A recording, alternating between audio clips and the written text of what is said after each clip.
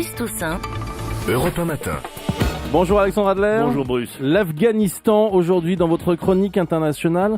On rappelle ce qui s'est passé il y a quelques jours. Des Corans brûlés par des soldats américains. Ça a provoqué évidemment un énorme scandale en Afghanistan. Mais pire que ça, des émeutes et puis des affrontements. 9 morts rien qu'hier dans une attaque menée par des talibans. Est-ce que cette nouvelle montée de fièvre en Afghanistan doit changer la stratégie des Occidentaux?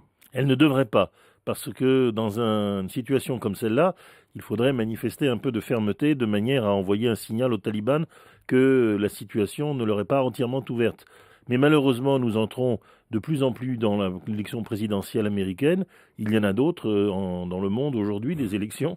Et donc, dans ces conditions, la tendance est aujourd'hui partout au courage fuyant. Et ce n'est pas évidemment le bon signal, mais il est aggravé par cet incident limité mais lamentable qui montre un mauvais encadrement dans l'armée américaine et par le fait qu'aujourd'hui toute l'opinion musulmane se fait l'écho. Par exemple, le cheikh Al-Azhar, la plus haute autorité théologique de l'islam sunnite, a appelé les Américains à quitter tout de suite l'Afghanistan parce qu'ils avaient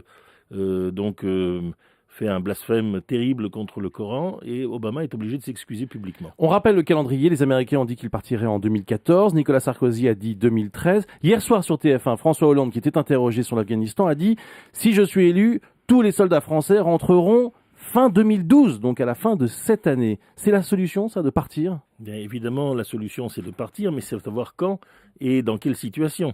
C'est tout à fait comparable à l'attitude que Gorbatchev a adoptée en 88, en quittant précipitamment l'Afghanistan. On sait que, dans ces conditions, c'est la guerre civile afghane qui va reprendre. Or, celle-ci n'est pas perdue. Les talibans ne sont pas à l'offensive. Ils ne sont pas dans la situation des communistes vietnamiens en 1974.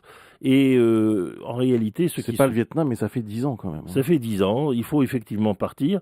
Il faut partir en bon ordre. Et de toute façon, si on part trop vite, car c'est cela qui est en train de se faire un peu partout, c'est une nouvelle guerre afghane qui se prépare, une guerre qui cette fois-ci verra l'affrontement de l'Inde, probablement de l'Iran, et peut-être de la Russie d'un côté, et puis dans l'autre camp, bien sûr, l'armée pakistanaise. Ce n'est pas une perspective totalement favorable, mais c'est vrai que c'est difficile pour des gouvernements qui sont en réélection d'envoyer des soldats se faire tuer, alors que l'on sait que l'objectif est absolument informulable.